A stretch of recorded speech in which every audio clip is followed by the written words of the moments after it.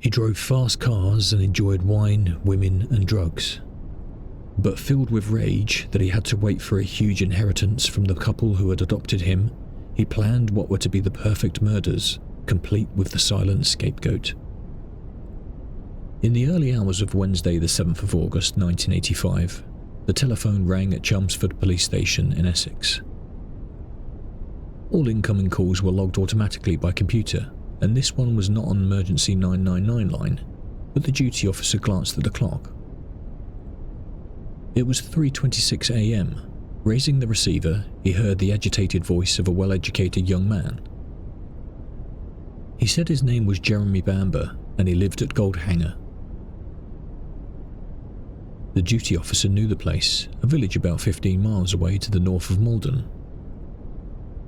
Bamber said he had just received a frantic phone call from his father in nearby village of Tolleshunt, DRC. "Please come over," his father had said.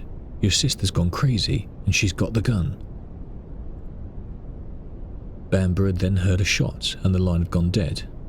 He had immediately dialed his father's number but got the engage tone. The duty officer, initially skeptical, was now urgently scribbling down details: Whitehouse farm, the phone number, quickest route from the village, Neville Bamber, owner. The officer told Bamber to get over to his father's farm and wait for the police. Bamber agreed and rang off. Very quickly, an armed squad of 40 police were mobilised. It included marksmen from the Special Firearms Unit, which were trained to deal with sieges, hostage-taking and gunmen operating in buildings and confined spaces. The special convoy set off for Tolleshunt, DRC, winding along the narrow roads which taper through the flat landscapes of southern Essex.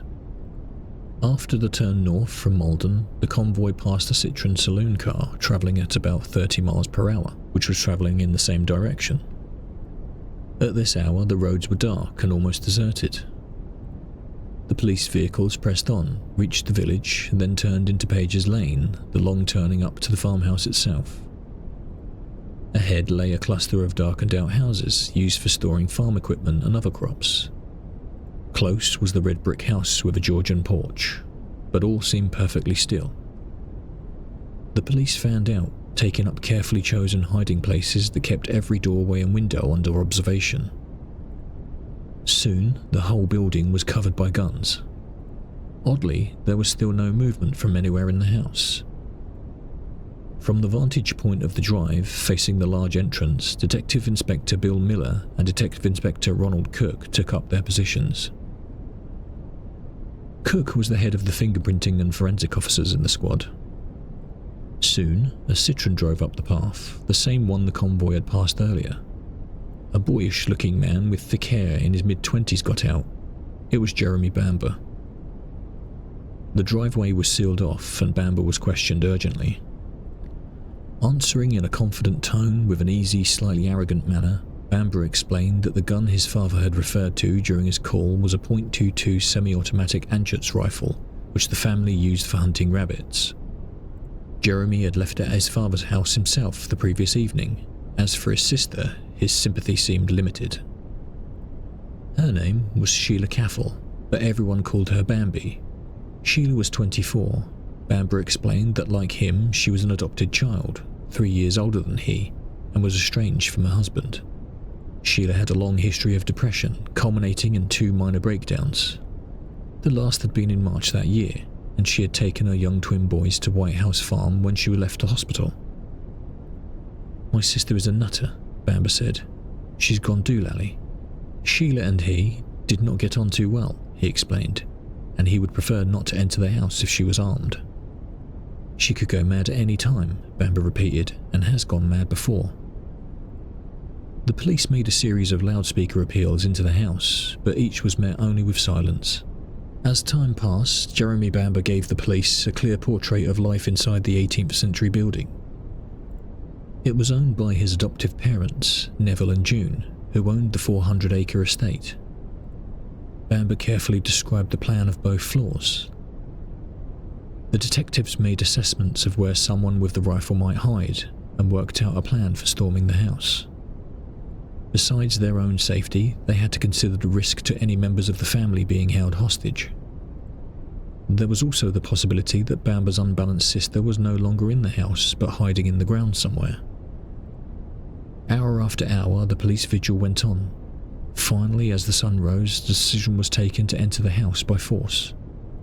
At 7:30 a.m, a squad of 10 armed officers was given a final briefing using a sketch of the house drawn by Bamber.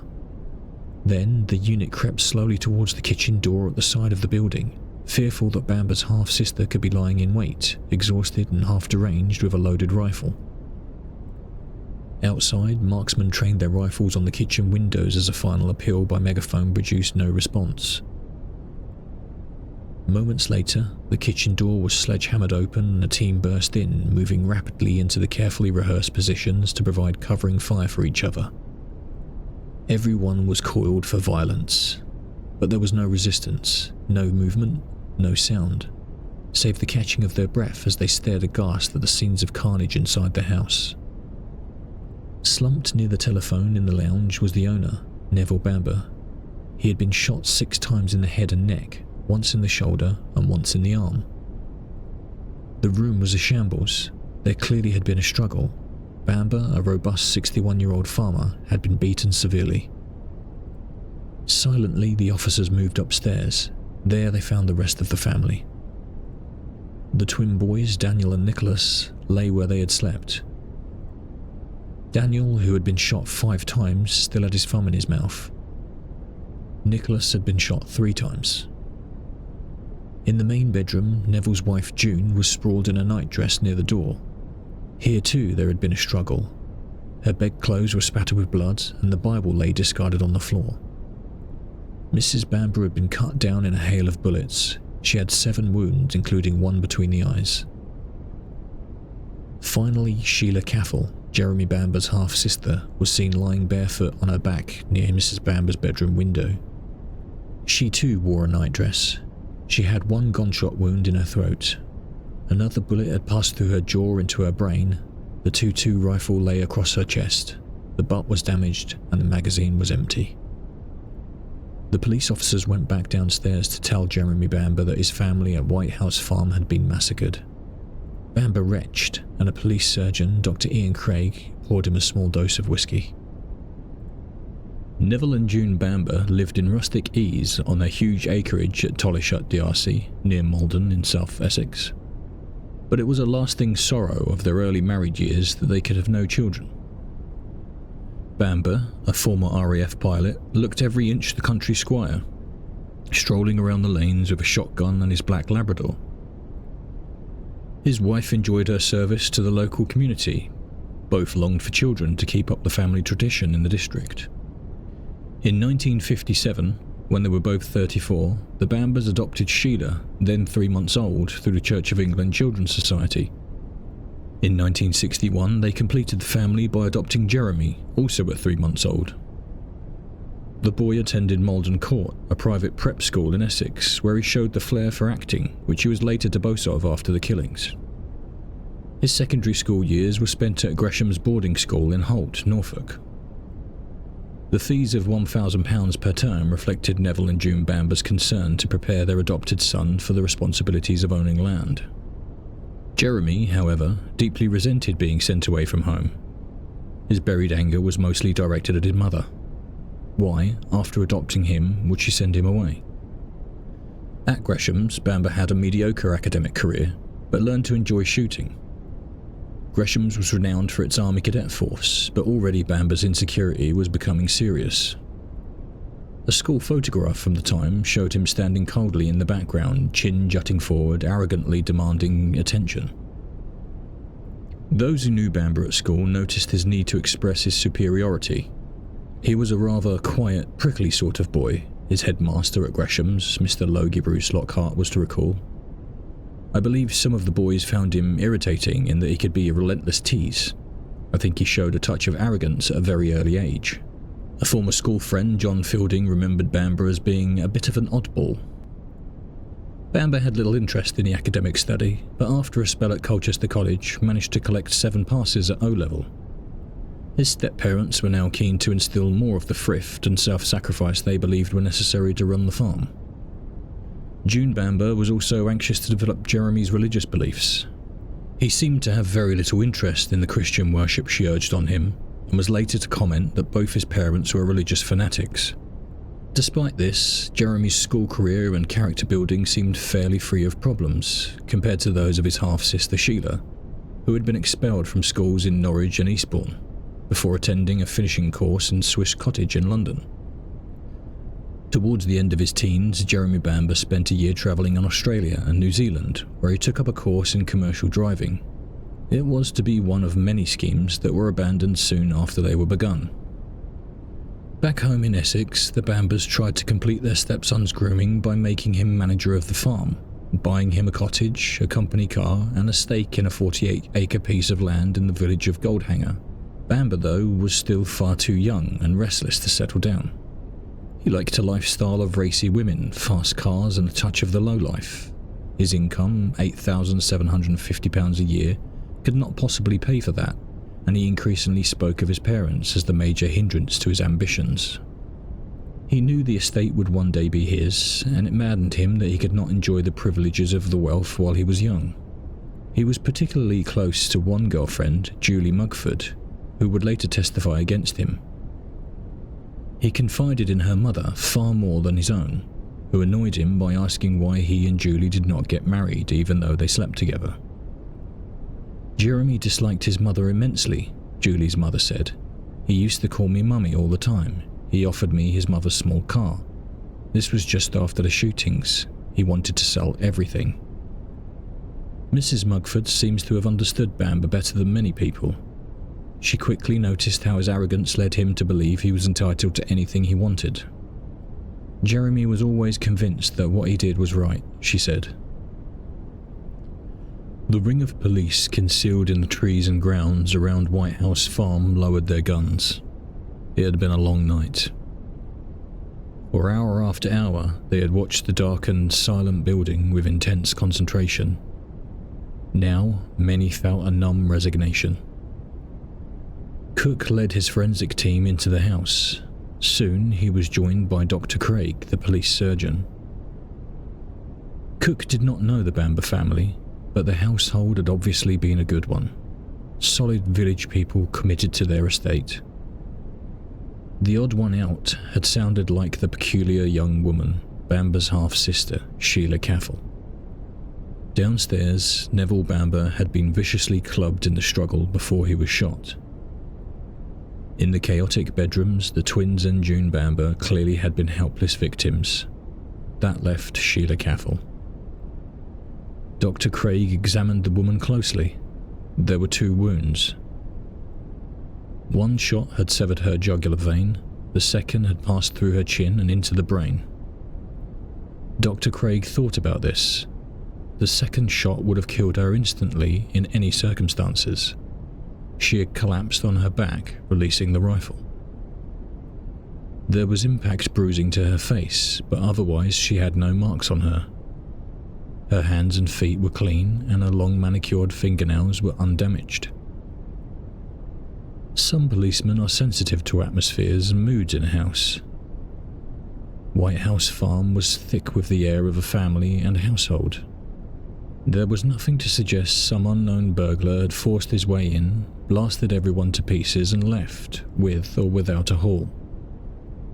A burglar would not have shot 25 rounds, nor bothered to massacre the twins. The carnage in the farmhouse smacked of an insane rampage, an eruption of passion. Cook and Miller were thinking along the same lines when Dr. Craig expressed his first impression. It looked, he said, as though the young woman had killed the family and then shot herself. Cook may have been more tired and drained than he realized. He had not slept much and was not a first-ranking officer for a crime like this. To him, it looked like what the police call a domestic, a family affair. The detectives had been aware of how calm Jeremy Bamber had remained during the hours of waiting outside the farmhouse, but the overwhelming evidence that this was a crime of rage and disturbance led them to focus their attention on what they had heard about Sheila Caffel. The state of the house may also have influenced the police. With harvest time approaching, the Bambers were busy. The living rooms had little in the way of everyday clutter. They were meticulously tidy. Detectives did not have to sift their way through piles of irrelevant detail. The human carnage was in stark contrast, possibly adding to the impression of self-enclosed tragedy. By the time the officer nominated to head the case, Detective Chief Inspector Tom Jones, arrived, police at the scene believed their task consisted mainly in taking away the evidence that would seal the case as murder and suicide. Jones, known as Taff to colleagues, listened to what his junior officers told him and endorsed their views with relief. At this stage, the highly experienced DCI Jones had no reason to reject his colleagues' theory that this was a clear-cut murder and suicide. Jones left his men in charge and left. Since the case seemed settled, Cook's fingerprinting experts did not apply the vigilance that more complex-seeming crimes required. No full set of the entire family's fingerprints, including Jeremy Bamber's, were taken by the police. Officers were not told to wear gloves in removing the automatic rifle. Dozens of items were removed for examination, but sections of the building and its contents, such as cupboards, were inadequately searched by police. Outside the farmhouse, Jeremy Bamber looked pale as the debris was removed. He told police that going inside after this would be too painful unless all traces of the tragedy were removed. The detectives were sympathetic. Bloodstains were washed from a wall, and the blood-stained bedding and carpets from the Bamber's bedroom and living rooms were removed, along with the disturbing relics, like an electric blanket and the twin boys' mattresses. 2 days later, the police put the lot on a bonfire and burnt them. A police officer was sent to fetch Bamber's girlfriend, Julie Mugford. She made no comment when told of the killings, but looked shaken and grim. When she arrived at the farm, she and Bamber embraced.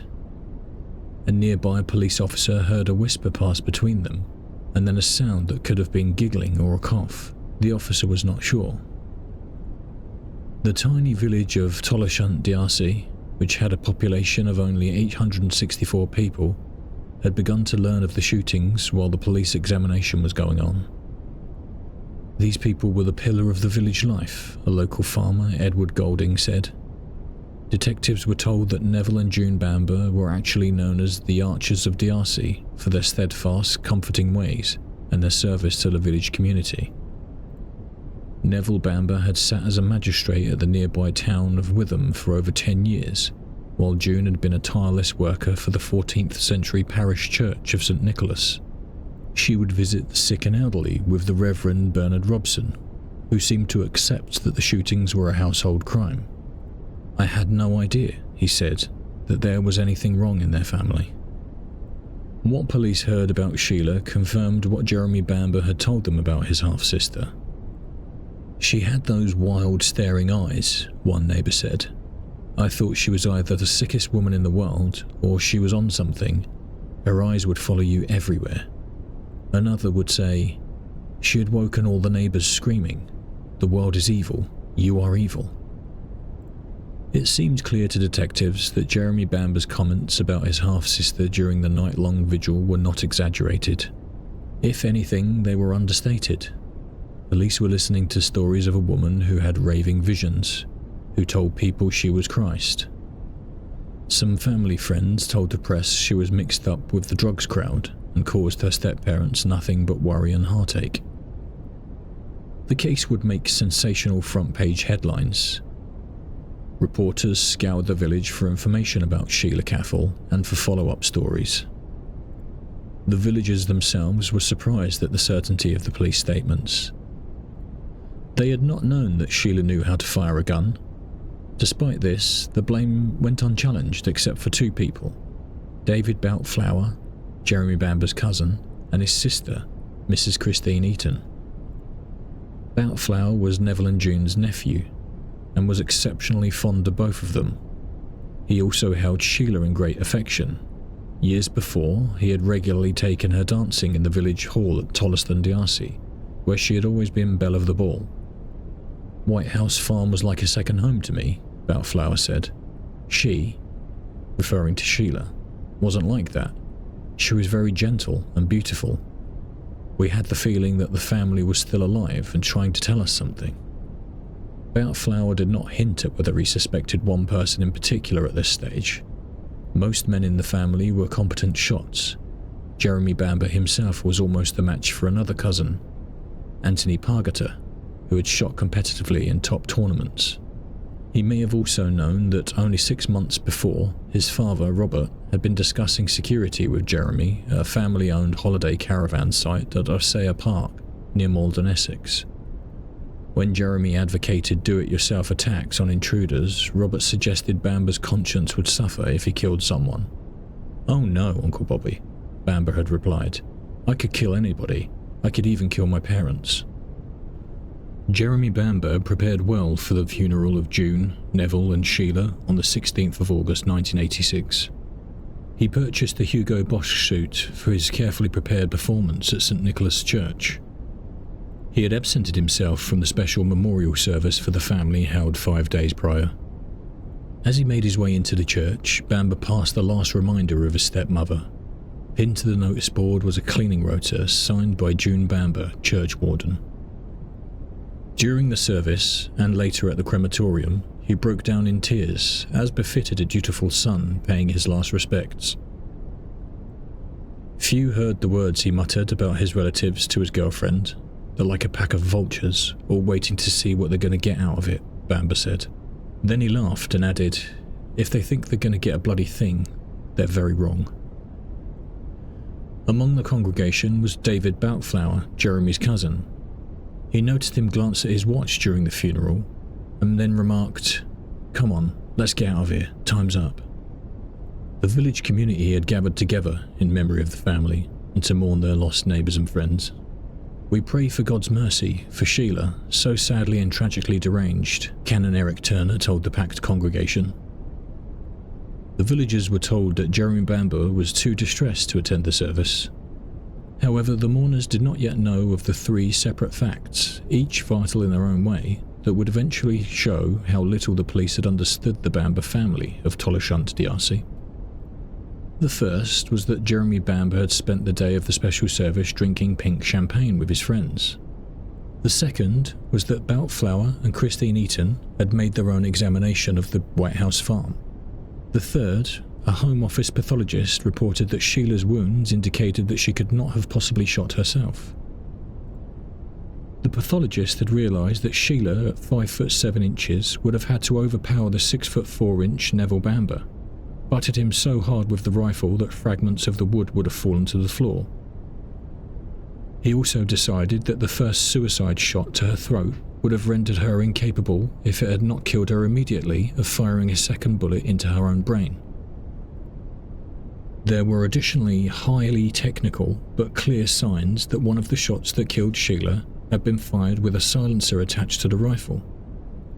Sheila acquired her Bambi nickname for her long legs, but not her arms, which were quite short. If the rifle had a 6-inch silencer attached, then the total length of the weapon pointed at her face would have been 36 inches down to the trigger. She could not have fired this shot herself. And where was the silencer? There was no trace of it in the bedroom where June Bamber and her stepdaughter were found. The pathologist's report was initially rejected by the case detectives. On the 14th of August, at the coroner's inquest at Chelmsfordshire Hall, a burial warrant was obtained and the bodies of June and Neville Bamber were released into Jeremy Bamber's custody. He decided on cremation and went straight ahead with the arrangements. Hundreds of villagers returned to St. Nicholas in Tollershunt, DRC, 2 days later. The hall was packed and a large crowd gathered around the entrance, hoping to hear the service. "Love does not keep a family record of wrongs," Reverend Robson intoned. "Sheila found no physical security against distress, but eternal security may be hers now." The coffins were taken to Colchester for cremation. There, Jeremy Bamber broke down uncontrollably at his last glimpse of his family. Consoled by his black-veiled girlfriend, Julie Mugford, he wept like a lost child. Few of the villagers, and not all of the family, had met Julie Mugford before. She was 22, an infant school teacher from Colchester. Throughout the service, she kept close to Jeremy, gripping his hand when he showed distress and betraying little of her own feelings. Sheila's estranged husband, Colin Caffell, the father of the twin boys, laid a wreath of her favourite yellow roses on her coffin. The note he laid beside it read, "Dear Sheila, I'll be thinking of you together with our sons forever. Love, Colin." Someone else added a wreath of pink roses and white daisies with a message from the boys. "We'll be together again soon, Mummy. D and N." The twin boys were buried on the 19th of August at St James's Church, Hampstead. Their grief-stricken father, attending his second funeral in 3 days, wept as his son's favourite bedtime story, The Little Prince, was read over the flower-decked coffins before they were lowered into the ground, followed by the wooden casket containing their mother's ashes. David Beltflower and Christine Eaton had searched the farm 3 days after the killings. They knew that to fire 25 shots, reloading twice, took skill and coordination. Sheila, one of them said, couldn't put baked beans on toast without knocking them over. Retracing the steps taken by the police, they reached Neville Bamber's study, where he kept his gun cabinet. Police had seen nothing significant inside it, but Beltflower immediately spotted the silencer. He studied it, seeing that it would fit a .22 rifle. Observantly, the brother and sister continued their search. Already familiar with every inch of the house, Mrs. Eaton made some checks with the kitchen windows. Soon, it was obvious that it could have been closed from the outside, while looking as if fastened from the inside. Meanwhile, Beltflower found some spots of blood on the inside of the silencer and several tiny scratches on the kitchen mantelpiece. He notified the police immediately, but their interest was so slow that 2 days passed before they came to collect the silencer.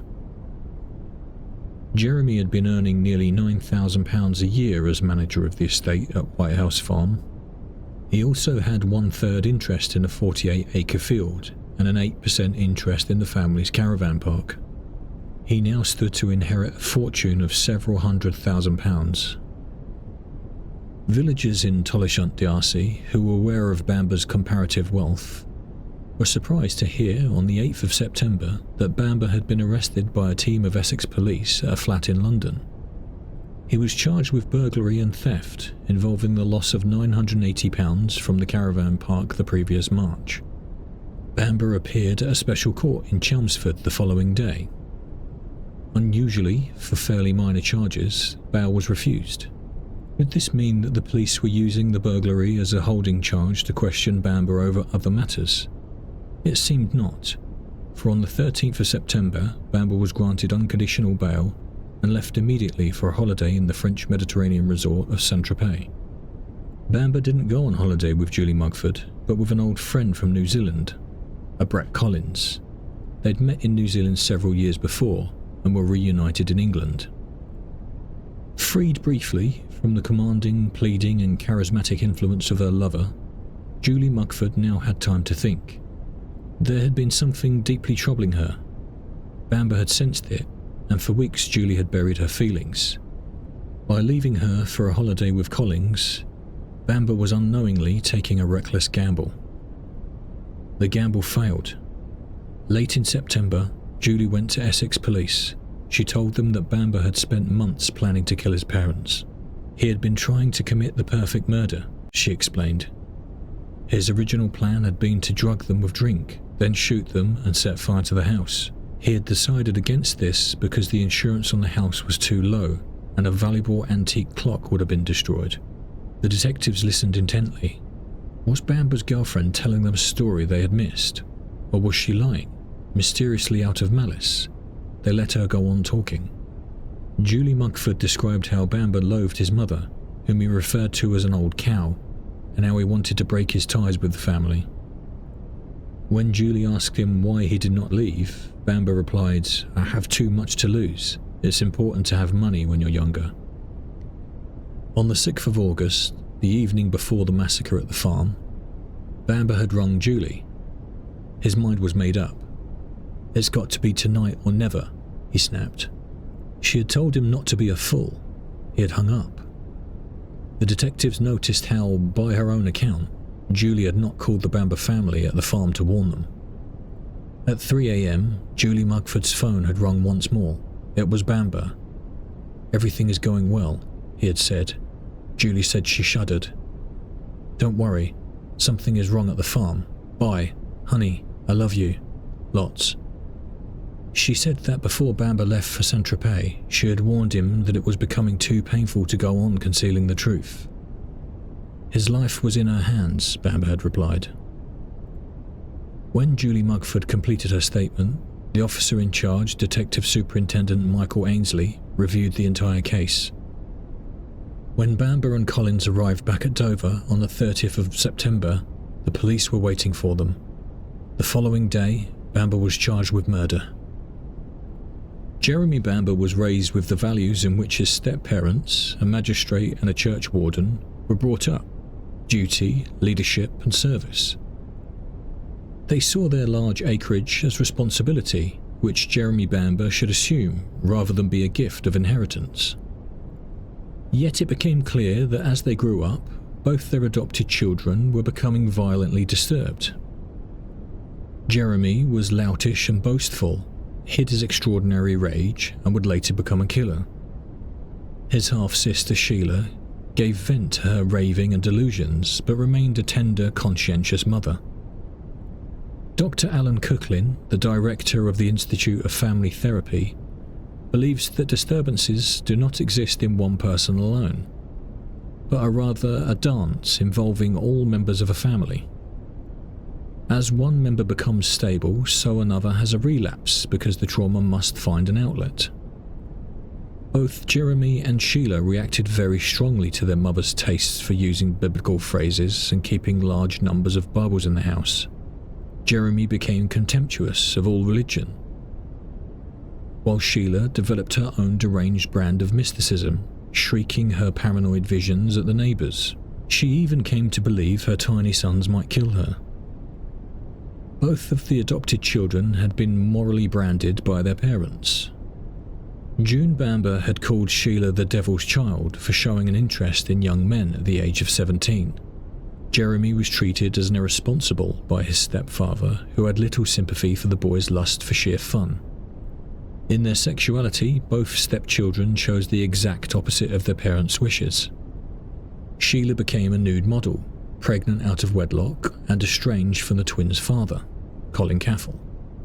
Jeremy, urged to become the strong, silent farmer, actually became an arrogant and extravagant young man whose pleasure-seeking lifestyle stood in sharp contrast to his parents' parochial values. The villagers in Tolleshunt-D'Arcy and relatives of the Bamber family, such as the Boutflowers, knew of the turmoil within the Whitehouse farm.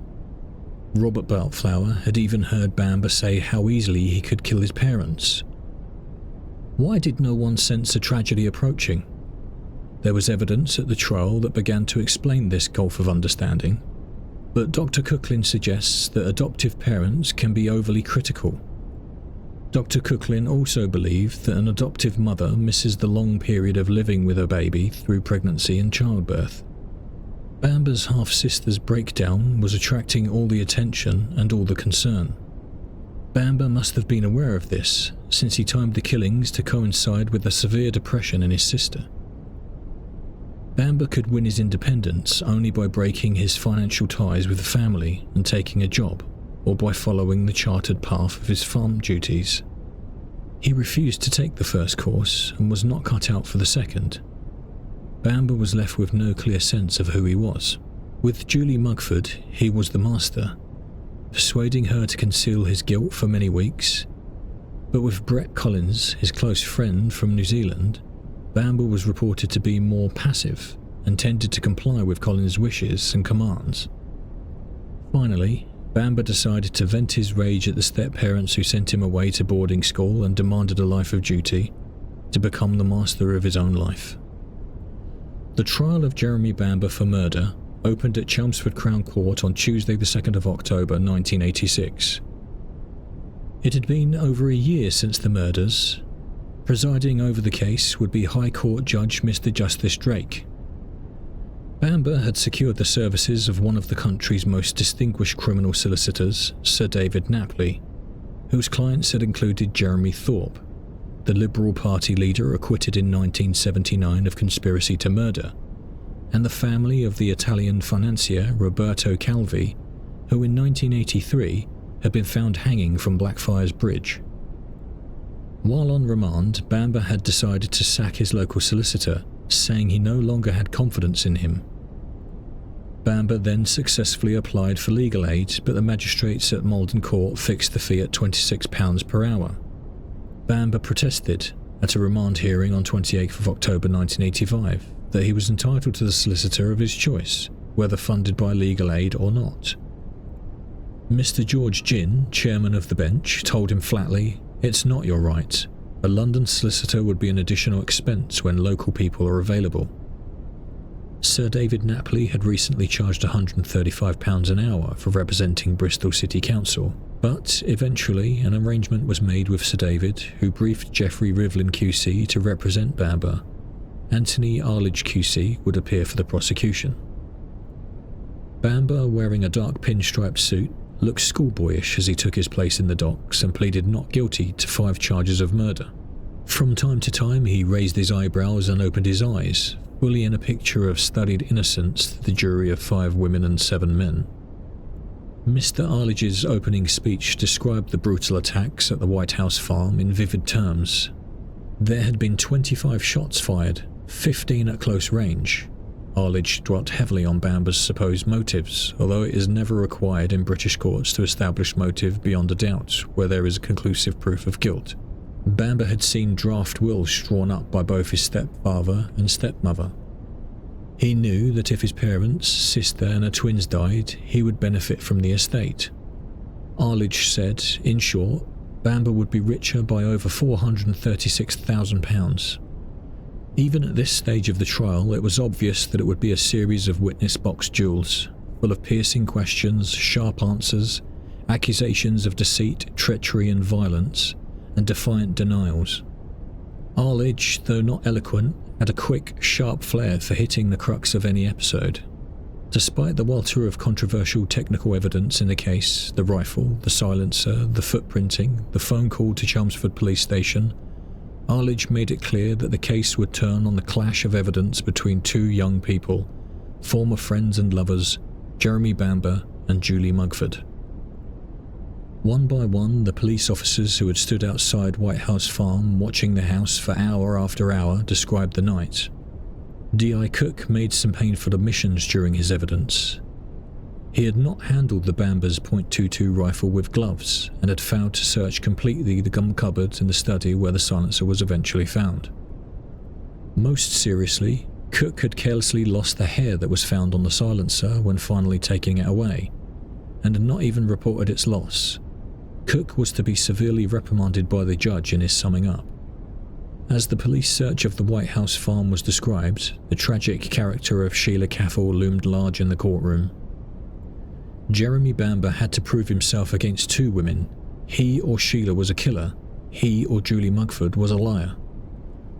On the 5th day of the trial, when David Boutflower took the witness stand, the jury saw at first hand the divisions within the Bamber family. Boutflower described the search made of the farmhouse by himself and his sister, Mrs. Eaton, and their reasons for making it. He described the finding of the silencer, the way the kitchen windows opened and closed, the scratches on the kitchen mantelpiece, and the bicycle he found abandoned on a track at the back of the house. On the morning of the 9th of October, the prosecution called its star witness, Julie Mugford.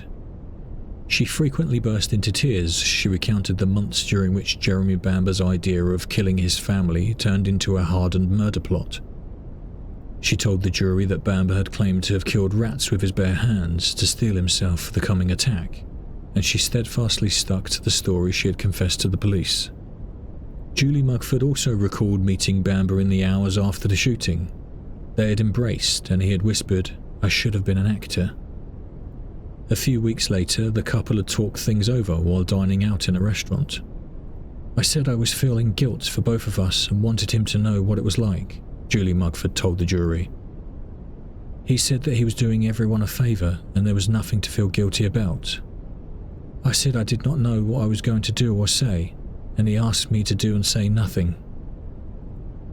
She was asked by Aldridge why she had not confided in the police earlier.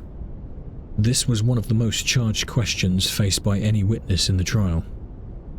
On her own admission, Julie Mugford had not rung Whitehouse Farm to warn them that Jeremy Bamber was on his way, intent on shooting the family. Her credibility would depend on her answer. She replied, "Initially, I did not want to believe what I thought. I was scared to believe it. Jeremy said that if anything happened to him, it would happen to me. He said that I could be implicated in the crime because I knew all about it." Julie Mugford was an intense, tough young lady with a hint of some hidden fervour about her, but she had answered questions directly, in plain language that rang true, and was not caught in any compromising flaws. However, her final statement in the box disturbed some members of the jury. There were audible gasps as Julie explained why she had agreed to identify the bodies of the victims at Chelmsford Mortuary. She said she hoped that by actually seeing the bodies of Sheila Caffel and June Bamber, she might make spiritual contact with their souls and receive advice from them. On the 11th of October, a letter written by June Bamber marked, "Not to be opened until my death," was read out in court. "My darlings, should anything happen to me, and I left you, I write this to tell you of my love for you and thank you for all you have given me. All I ask is that God will love and protect you through the years ahead and that someday we may meet again. My love always, my darlings, Mum." In the dock, Jeremy Bamber broke down and wept. On the 16th of October, Geoffrey Rivlin QC opened Bamber's defence. Like Arledge for the prosecution, Rivlin was able to arrest the jury's attention with clear-cut points and images. "The defence is simply that Jeremy Bamber did not commit these killings," he told the jury, "and the prosecution have to prove beyond reasonable doubt that he did." Rivlin then moved on to the task of demonstrating that the twins' mother, Sheila, was prey to morbid psychotic delusions. Amongst these was her belief that her boys were responding to evil forces within her and that she was possessed by the devil. She became involved in complex ideas about the children, in particular having sex with them, doing violence to them, or suffering it at their hand. Rivlin said that, as an experienced counsel, he would have known that merely blackening Sheila's character would not save his client. Rivlin had to depict Sheila as a sympathetic figure, but unstable enough to have carried out the shootings. Rivlin had been unable to discredit a ballistics specialist from the Home Office, Malcolm Fletcher, who testified that the silencer used on the .22 rifle at Whitehouse Farm was too long for Bambi to have committed suicide. Rivlin had had little success either with a Home Office pathologist, Dr. Peter Vanez, who said that the 4 shots to Neville Bamber's head were fired after he had been immobilised. The impact on the jury was marked.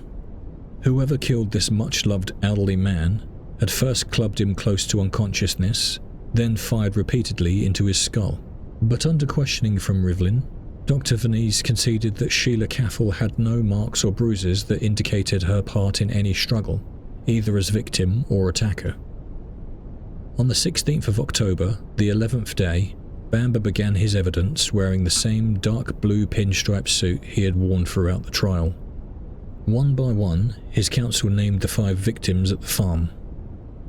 "Had Bamber killed them?" he asked. "No," Bamber answered softly to each question. He sipped water frequently, and in the early part of his evidence had to be told to speak up. Bamber went on to say that he had a loving relationship with his parents and that it never entered his head to dial 999 when ringing Chelmsford Police Station on the night of the killings. He was then faced squarely with the evidence of his uncle, Robert Boutflower, and his former girlfriend, Julie Mugford. Bamber went straight into attack, saying both were perjuring themselves. "There are only 2 people, I think, who are lying," Bamber said. "Julie. She is the main one who's making up stories, and Robert, who could not have been mistaken." Bamber's arrogance was underlined when Arledge for the prosecution said simply, "You're not telling the truth." "That is what you have got to establish," Bamber replied, as if to remind the jury that he was entitled to the benefit of any doubt in the matter. Arledge continued in the same vein. "You did shoot the first 4 people with the silencer, didn't you?" "That is not true," Bamber answered. Then you shot Sheila with the silencer on. That is untrue. When you came to fake her suicide, you realised it was not possible for her to shoot herself with the silencer on, didn't you? That is untrue. That's when you changed your plans and took the silencer downstairs, isn't it? That's not so. You killed them all, didn't you? No, I did not. Describing his late half-sister, Bamber was on sounder ground in dealing with her depressions and religious delusions. She wanted to be with God, he told the court. She wanted to go to heaven. She wanted to take people with her, and she wanted to save the world. Bamber added that his half-sister was much rougher in dealing with her children than had been reported, but we in the family never told anybody about it. After 8 hours in the witness box, Bamber's ordeal ended. His counsel rose to address the jury for the last time. All the evidence reveals that Sheila, that very night, would be heading for, if she was not already, in a state of schizophrenic relapse, Rivlin said. What really would be a coincidence is this. If she had had a serious relapse on the very night that Jeremy Bamber had decided to kill everybody off, now that really would be an amazing coincidence, wouldn't it? Two of them going absolutely nuts in the same house on the same night.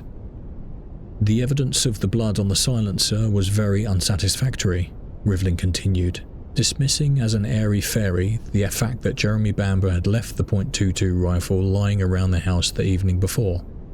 It wouldn't be good enough in a shoplifting case, Rivlin said. If he had murdered those 5 people that night, would he have dared to have asked the police to go round and pick her, Sheila, up? It just doesn't add up. Mr. Arledge, closing for the Crown, said Bamber's excuse for not calling the police on the 999 line can't stand up in a month of Sundays. He was very concerned that the police should come and pick him up, so it would be absolutely apparent he wasn't at the house. Arledge said it was essential to him, Bamber, that whoever went into the house had in their minds that Sheila was mad. But the phone call to the police was Bamber's fatal mistake. Mr. Justice Drake, summing up, asked the jury to concentrate on 3 points. Did they believe Bamber or Julie Mugford? Were they certain that Sheila had not killed the family? Had Neville Bamber wronged Jeremy on the night of the shootings? If you are sure that Julie is telling the truth, it follows that the defendant is telling you lies, the judge said. It follows that if you are sure that Sheila did not carry out the killings, then it also follows that you must be sure that the defendant did so. The jurors retired on the afternoon of the 27th of October. 5 hours later, failing to reach agreement, they were taken to a hotel for the night. The following morning their discussions resumed, but there was obviously some stubborn disagreement over vital evidence. Finally, the judge said he would accept a majority verdict. After 9 hours and 24 minutes, the jury was ready. Bamber watched impassively as he was found guilty of all 5 murders by a 10-2 majority in each case. Your conduct in planning and carrying out the killings of 5 members of your family was evil almost beyond belief, the judge told him. It shows that you, a young man though you are, have a warped, callous and evil mind concealed beneath an outwardly presentable and civilized manner. The judge said that greed and arrogance lay behind the murders. He sentenced Bamber to 5 concurrent life sentences, recommending that a man who could murder 2 children while they were asleep in their beds should not be released for at least 25 years.